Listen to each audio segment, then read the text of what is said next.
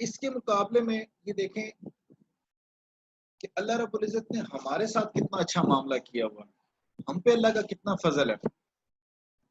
ہمارے پاس واضح ڈائریکشن موجود ہے، ہمیں اندھیرے میں ٹامک ٹونیاں مارنے کی ضرورت نہیں ہے، ہاتھ پاؤں مارنے کی ضرورت نہیں ہے۔ بہترین قوانین اس ذات نے ہمارے لیے رکھے ہوئے ہیں جس ذات نے ہمیں بھی بنایا، ہمارے والدین کو بھی بنایا۔ اب جیسے ایک بنانے والا ساتھ مشین کے بنانے والا ایک مینول دیتا ہے، اسی طرح انسان کے بنانے والے نے ہمیں بھی ساتھ پورا مینول دے دیا، پورا لیونگ میکانزم دے دیا کہ ہم زندگی کو جب بیٹے کی حیثیت سے ہوں تو ہم کس طرح بہترین انداز میں نبھا سکتے ہیں۔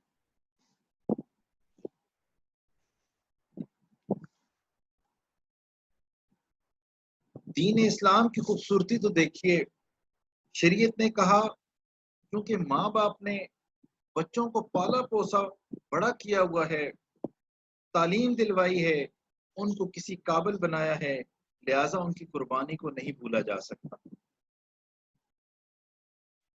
چنانچہ اب اگر بچے بڑے ہو جائیں تو ان کو چاہیے کہ ماں باپ کا ادب کریں، ان کی عزت کریں، ان کی خدمت کو اپنی سعادت سمجھیں۔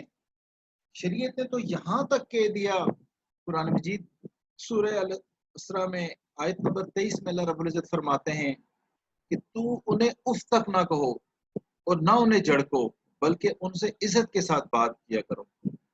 جیسے ایک غلام اپنے آقا کا احترام کرتا ہے، اسی طرح انسان کو، بیٹے کو بھی چاہیے کہ وہ اپنے ماں باپ کا اس طرح احترام کرے، اتنی محبت کے ساتھ، اتنی نرم لہجے کے ساتھ ان کے ساتھ بات کرے۔ شریعت تو یہ کہتی ہے کہ جنت ماؤں کے قدموں کے نیچے ہے۔ اب ذرا قدموں کا ذکر کیوں کیا؟ کہ انسان کے جسم میں سب سے نیچے قدم ہوتے ہیں، پاؤں ہوتے ہیں، اگر اس سے بھی کوئی نیچے ہوتا تو شاید اس کا ذکر ہوتا۔ اب غور کرتے جائیے گا، پیچھے کفر کے معاشرے کا بھی ذہن میں رکھتے رہیے گا، جو میں نے آپ کو ریسرچ بتائی۔ اللہ کے نبی علیہ السلام نے ارشاد فرمایا، جو فرما بردار بیٹا والدین کی طرف رحمت کی نگاہ سے دیکھتا ہے، اللہ تعالیٰ اس کے لیے ہر نظر کے بدلے میں مقبول حج کا ثواب لکھتے ہیں۔ اب صحابہ کرام نے جب یہ سنا، وہ تو ثواب کے معاملے میں بڑے حریص تھے، انہوں نے سوال کیا کہ اگر دن میں 100 مرتبہ دیکھے تب بھی، یعنی اگر کوئی بیٹا، فرما بردار بیٹا اپنے والدین کو 100 دفعہ دیکھے تو کیا انہیں 100 دفعہ مقبول حج کا ثواب ملے گا؟ تو ارشاد فرمایا جی ہاں، اللہ تعالیٰ زیادہ عطا کرنے والا اور پاک باز ہے۔ اب یہ بندے کی ہمت ہے۔ اب غور کریں کہ ایک بندہ حج کے لیے جاتا ہے، کتنا خرچہ کرتا ہے، جاب سے، بزنس سے اس کو چھٹی لینی پڑتی ہے، مسافر بننا پڑتا ہے، مشکلات برداشت کرنی پڑتی ہیں، سفر کرنا پڑتا ہے، پھر جا کے حج کی توفیق ملتی ہے۔ پھر اس کے بعد بھی معاملہ اللہ رب العزت کے اوپر ہے، اللہ اپنے فضل سے قبول کر لیں تو وہ حج مقبول ہو جاتا ہے۔ تو شریعت کا حسن دیکھیں کہ اگر فرما بردار بیٹا والدین کو گھر کے اندر باہر جہاں موقع ملے ایک دفعہ رحمت کی نظر سے دیکھتا ہے، محبت کی نظر سے دیکھتا ہے، اللہ رب العزت ایک مقبول حج کا ثواب دیتا ہے۔ کتنی بہترین انداز میں والدین کے حقوق بتائے، بیٹے کو موٹیویٹ کیا کہ تم اپنے والدین کے ساتھ محبت کا سلوک کرو۔ اب ایک یہاں پہ بہت زبردست پوائنٹ ہے، نقطے کی بات، جن ہستیوں کے چہرے کو دیکھنے پہ اتنی بڑی عبادت کا ثواب ہے، اگر ان کی خدمت کی جائے تو اللہ رب العزت کتنے راضی ہوں گے اور کتنا اجر عطا فرمائیں گے۔ دین اسلام نے ایسی تعلیم دی جو ہر دور میں، ہر زمانے میں بہترین تعلیم ہے۔ نبی علیہ السلام نے ارشاد فرمایا 3 दुआएं कबूल होने में कोई शक नहीं।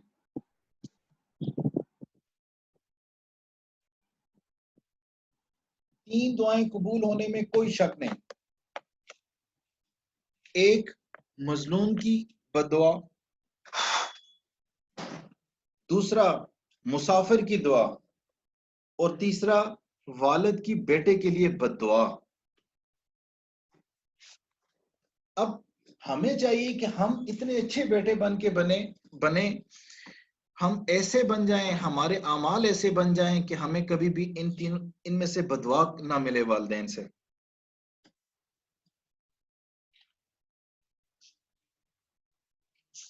एक वाकया सुनिए कि बेटे ऐसे भी होते हैं।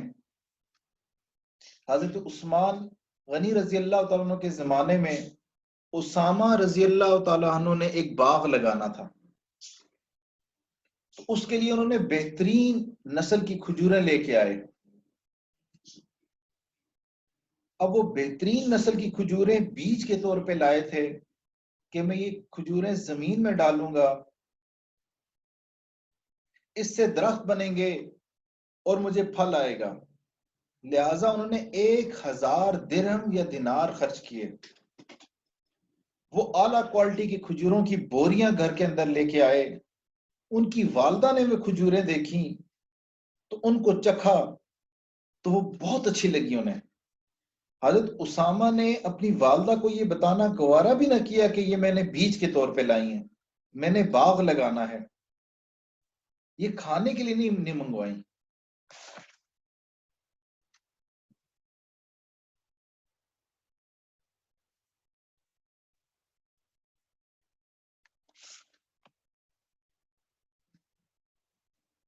एक 1000 दिरहम की वो खजूरें उनकी वालदा ने चखते खाते खाते वो खत्म कर ली। और हजरत उसामा बिल्कुल खामोश रहे। उन्होंने अपनी वालदा के ऊपर ये जाहिर नहीं किया कि अम्मा जी ये जो आप खजूरें इस्तेमाल कर रही हैं ये मैंने 1000 दिनार की लाई हैं, इसको मैंने बाग में बीज के तौर पे लाया है, इसको आप इस्तेमाल ना करें। ये बिल्कुल नहीं कहा, वो बिल्कुल खामोश रहे, हत्ता कि वो सारी की सारी खजूरें खत्म हो गई। फिर किसी एक और राजदार था, उनका जानने वाला था, उनमें से किसी ने पूछा कि आपने तो बाग लगाना था, अभी तक बाग नहीं लगाया। तो वो कहने लगे मुझे बाग लगाने की इतनी खुशी ना होती जितनी खुशी मुझे इस बात से है कि मेरी वालदा को खजूरें पसंद आई और उन्होंने उनको खा लिया। यानी 1000 दिनार की वो आला क्वालिटी की बीज वाली खजूरें उनकी मां ने खा ली। और हजरत उसामा फरमाने लगे कि मुझे अगर मैं उनसे बाग लगाता इतनी खुशी ना होती, कि अब मुझे इतनी खुशी हुई है कि वो बीज, वो मैं बेहतरीन आला क्वालिटी के खजूरें जो बीज के लिए मैं लाया था मेरी मां ने खा ली। सुभान अल्लाह। हजरत अबू हुरैरा रजी अल्लाह तआला के बारे में आता है जब भी वो अपने घर से बाहर निकलते थे तो हमेशा अपनी वालदा के पास जाते थे, उनको सलाम करते थे, उनको बताते और फिर घर से बाहर जाते थे। और जब घर वापस आते तो पहले अपनी वालदा को सलाम करते, उनसे बात करते, वो अपनी वालदा का इतना एहतराम करते थे। एक और वाकया सुन लीजिए। याद रखिए जो बड़े बनते हैं, आला मनसब वाले बनते हैं, दुनिया और अल्लाह की नजर में आखिरत में कोई मकाम पाते हैं, वो हमेशा वफादार होते हैं। और वफा का पहले हकदार वालदैन हैं। कि जिन लोगों ने अपनी जवानी जाया करके हमें उस हालत से इस हालत तक पहुंचाया। एक वो वक्त था कि हमारे हाथ कोई काम करने के काबिल नहीं थे, जुबान कोई चीज चबाने के काबिल नहीं थी, मुंह में दांत नहीं थी, पेट में आंत नहीं थी, हम दूध के अलावा कोई और चीज इस्तेमाल नहीं कर सकते थे, आंखें खोलने में भी हम माँ के मोहताज होते थे, हत्ता कि अपने कपड़े बदलने में भी माँ के मोहताज होते थे। एक सिर्फ रोना सिर्फ रोना सिर्फ रोना ये हमें हमें आता था। उस हालत से जब हम करवट नहीं बदल सकते थे, सर नहीं उठा सकते थे, आज ان ہمارے محسن والدین نے ہمیں اس حال تک پہنچایا کہ آج ہمارے جسم کے اندر گرم خون ہے، ہم اپنا بوجھ بھی اٹھا سکتے ہیں، ہم محنت مزدوری بھی کر سکتے ہیں، بزنس جاب بھی کر سکتے ہیں۔ آج جب ہمارے اندر اللہ رب العزت نے سارے کمالات جو ایک جوان انسان کے ہیں وہ رکھ دیے، آج دنیا ہم پہ مہربان ہے۔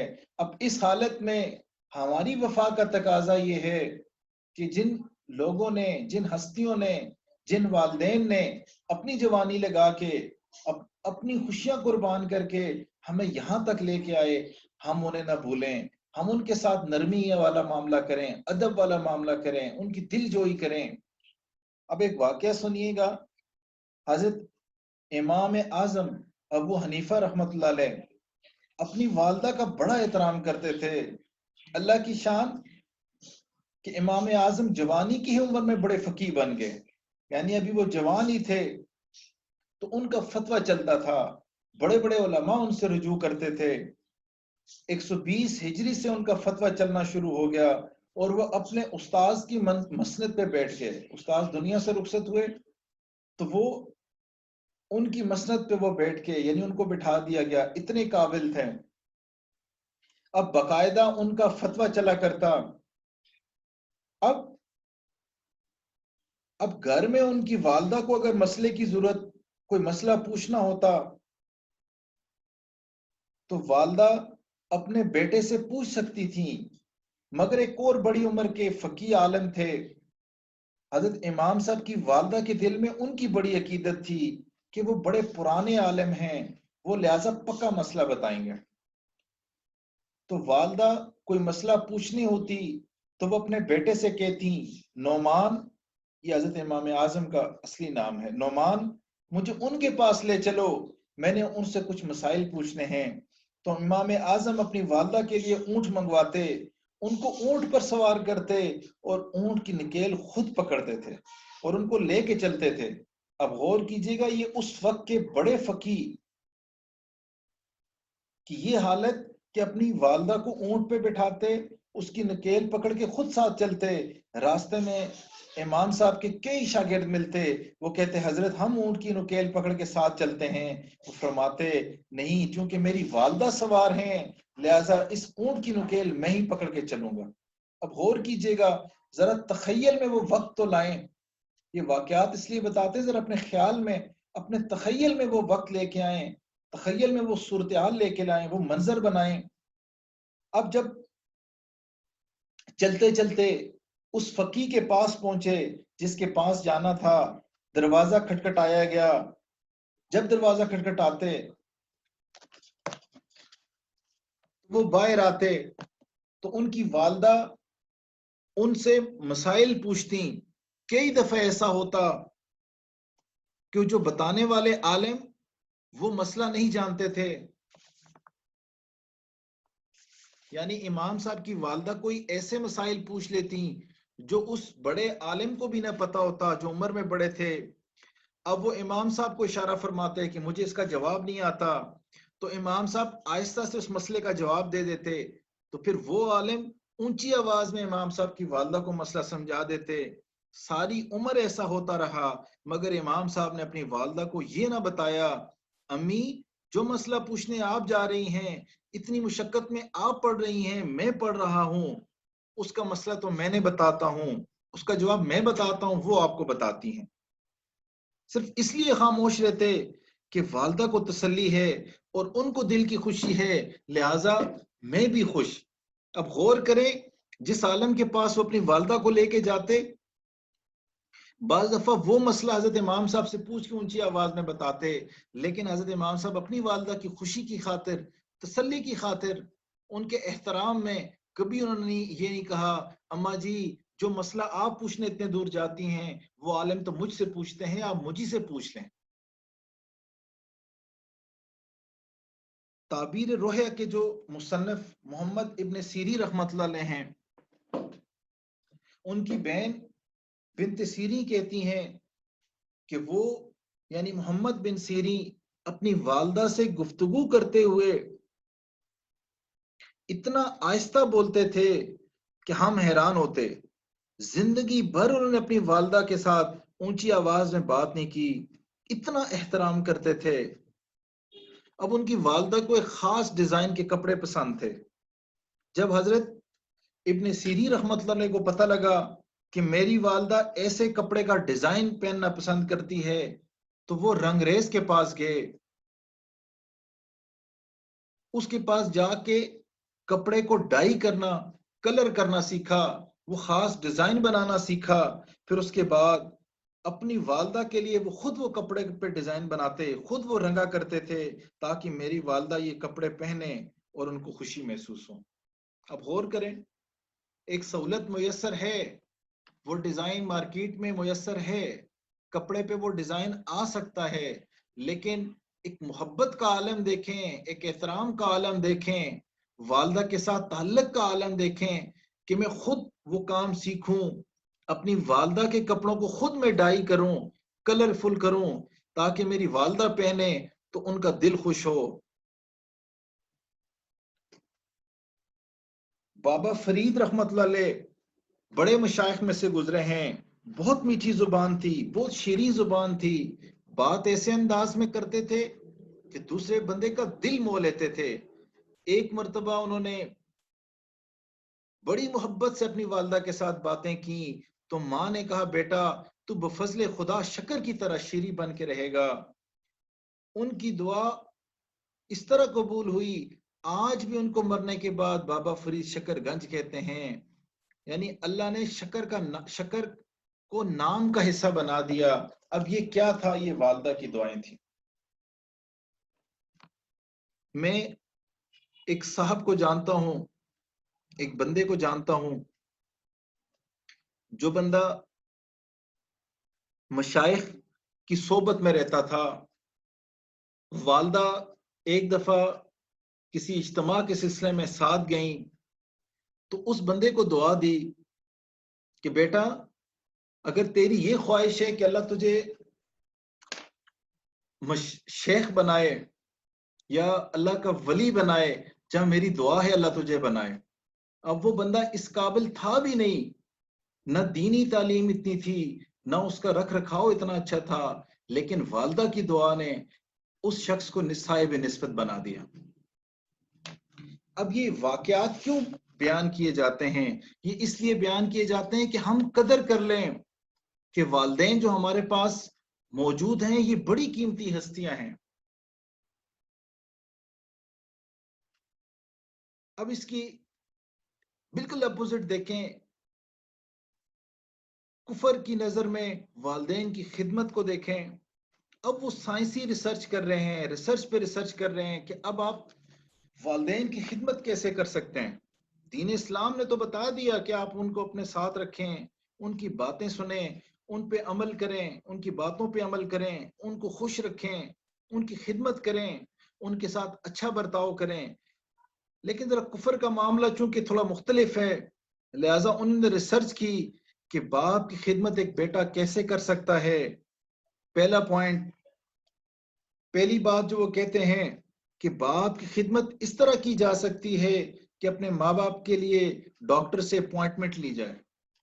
اب ان کے نکات سنیں گے تو بعض دفعہ آپ کو ہنسی آئے گی کہ دیکھیں انسان جب اپنی عقل پہ ہی موقوف رہتا ہے تو وہ کیسی کیسی باتیں ریسرچ کے بعد لے کے آ رہا ہوتا ہے، انوکھے انوکھے طریقے نکال رہے ہوتے ہیں ماں باپ کی مدد کرنے کی، کیونکہ ان کے پاس وحی کا راستہ تو موجود نہیں ہے۔ ہمارے لیے اللہ کا کتنا فضل ہے کہ ہمارے پاس بالکل واضح احکامات موجود ہیں۔ پھر دوسرا پوائنٹ ریسرچ کا، چونکہ بوڑھی عمر میں انسان کی یاداشت کافی ختم ہو جاتی ہے، اس کے لیے اومیگا 3 فیٹی ایسڈ والی چیزیں جیسے مچھلی اور اس قسم کی غذائیں ان کو کھلائیں تاکہ ان کی یاداشت کم ہو۔ یعنی یہ کفر کے یہ ریسرچ کا دوسرا پوائنٹ ہے کہ بیٹا اپنی والدین کی کیسے خدمت کر سکتا ہے کہ اومیگا 3 فیٹی ایسڈ والی چیزیں کھلائیں تاکہ ان کی یاداشت مضبوط ہو۔ پھر اپنی ماں باپ کو ٹیکنالوجی سے اپڈیٹ کریں، یہ تیسرا پوائنٹ ان کی ریسرچ کا۔ یعنی بوڑھے باپ کو آئی فون کا نہیں پتا، اینڈرائیڈ نہیں چلا سکتا، واٹس ایپ نہیں چلا سکتا، تو واٹس ایپ بنا کے دیں، گروپ بنا کے دیں۔ پھر ایک اور بات کہ ان کی دعائیں دینے، جو ان کے لیے میڈیسن دوائیاں دینے والا بندہ ہے اس کے ساتھ تعلق رکھیں. ہاں یہ پوائنٹ اچھا ہے، چونکہ وہ چاہے کسی بھی مرض کے لیے کسی بھی ڈاکٹر کو دکھائیں گے، لیکن دوائی تو فارمیسی سے لینی ہوتی ہے. تو فارماسسٹ کو پتا ہوتا ہے کہ کس بندے کو کس بیماری کے لیے کون کون سی دوائیں دی جا رہی ہیں، تو ان کے ساتھ رابطہ رکھیں تو ماں باپ کی صحت کے لیے اچھا ہوتا ہے. پھر ایک اور پوائنٹ کہ ان کے لیے ڈرائیور کا بندوبست کریں. اب ریسرچ سے ان کو یہ پوائنٹ پتہ لگا کہ ماں باپ کے ساتھ محبت کا اظہار کریں.